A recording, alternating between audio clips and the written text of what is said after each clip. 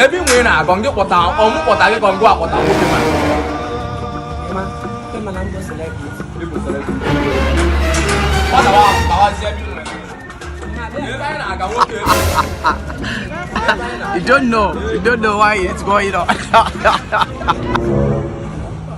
Aya be go Machala Junior. Say na I dey tell me and dey waiting me.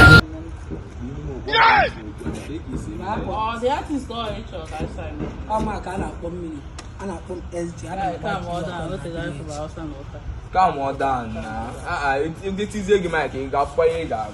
Am I game eh? Obulo much talk. You make this industry here. Oh yeah, for now kind of believe. You understand? So as they be like this now, waking vibe while like 16 bars in the hot. Chineke me. Amaro onye mbo. Guy kwa mbosa kwa 6k go te ika go 6 wa uma dido okpu an odi ko ka be mo ni si. Yeah, you don't know.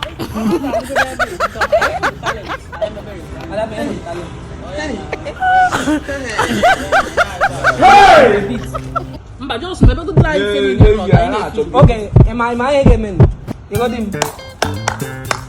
Kana akuzi aka abazi. I'm a rapper. E ma get go na nke. Yeah. Let's go. KZJ. Amu awu mmini so I na aroto na village when he was I na nwane.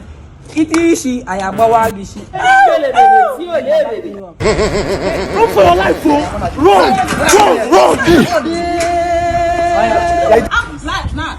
Yeah, blood be well. I don't match here eba. Ema bia igago di bia la. Bia ga na konye yesterday. I don't care yesterday. O we yi me. Na me poko. Yes!